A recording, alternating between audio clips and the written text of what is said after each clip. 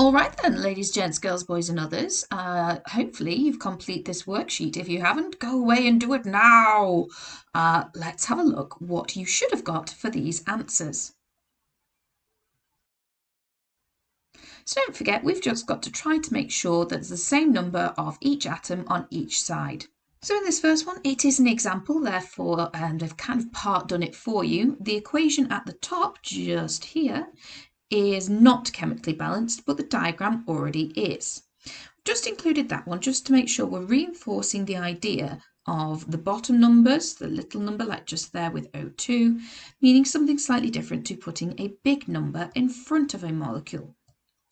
The little numbers, for example, the oxygen, means that they are attached. So just there, these two little oxygens are attached.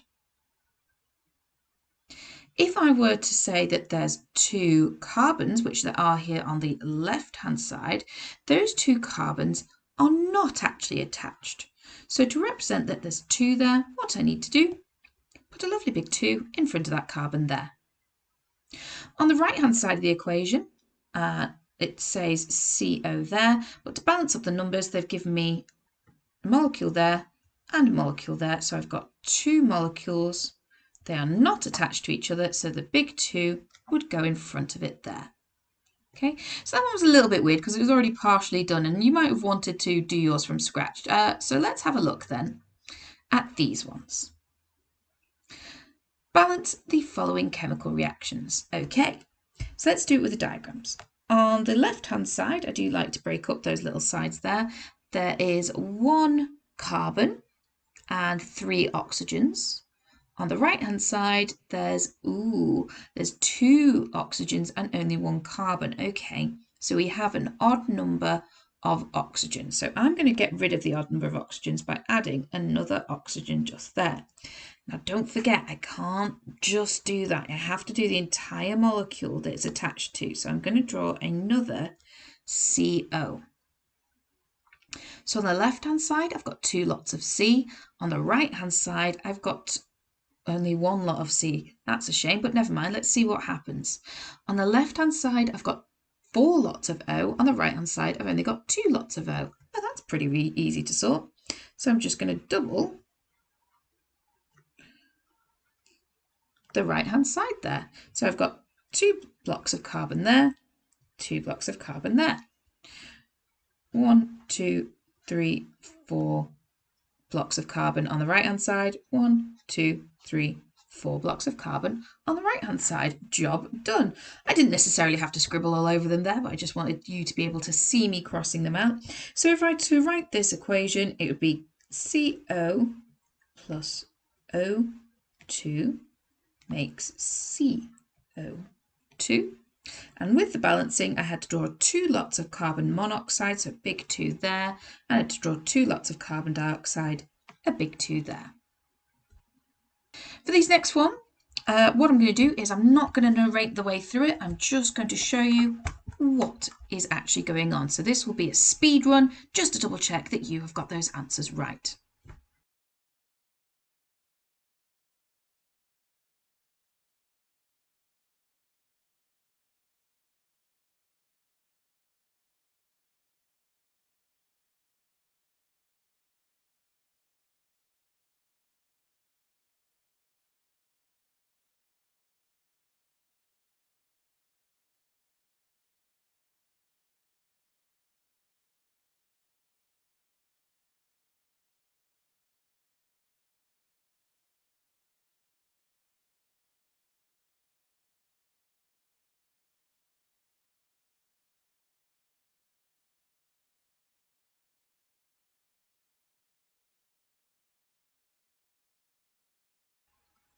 Okay, so the next few ones, it starts with the equation and you have to sketch it out underneath, or you can balance an equation however you like, really. So again, what I'm going to do is a speed run of this, just for you to check your answers.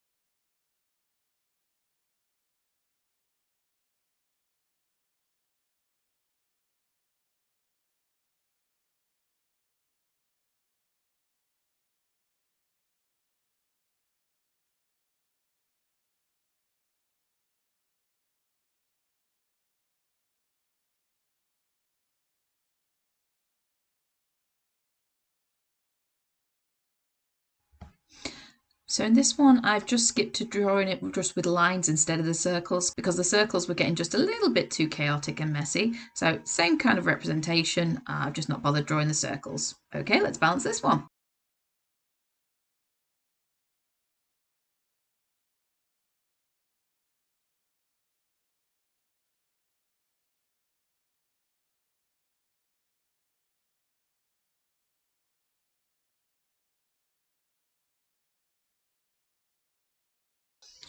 Okay, all relatively straightforward there, or they should have been. Number 3 is a little bit trickier.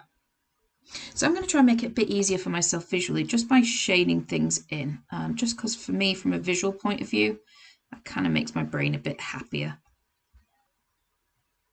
So to make number 3 a little bit more easy for you, it might be easier to kind of shade things in a little bit. So if you do the carbons black, is the general convention that we do. Oxygen tends to be there in red. Now on my little scribble device that I'm using here, it's called a Remarkable. Love my Remarkable, it's remarkable. I can't do colours, so I will just very roughly shade those in. Now, this sort of equation, starts getting a bit complicated very, very, very quickly. So actually, I wouldn't ever choose to balance this using the diagram method because it takes a bit too long. What I would do instead is use my tally chart method. Now I'm going to show you my tally chart method in our next prep session, in our next video.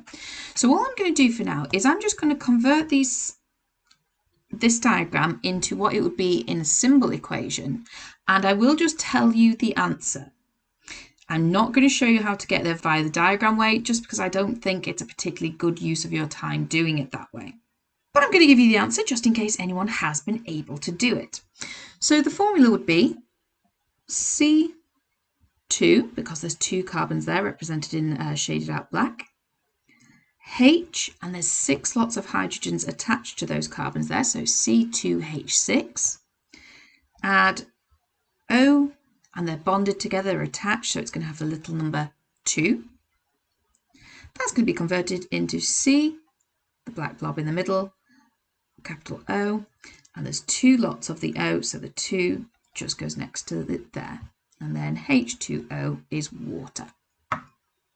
So if you balance that equation, what numbers you should get are 2, 7, 4, and 6. So that's a heck of a lot of balancing to do in a diagram. So honestly, I really wouldn't bother doing it in diagrams. In our next video, I'll show you a better, or it works certainly better for me, way of balancing chemical equations, which is much faster than drawing the particles out each time. See you next time.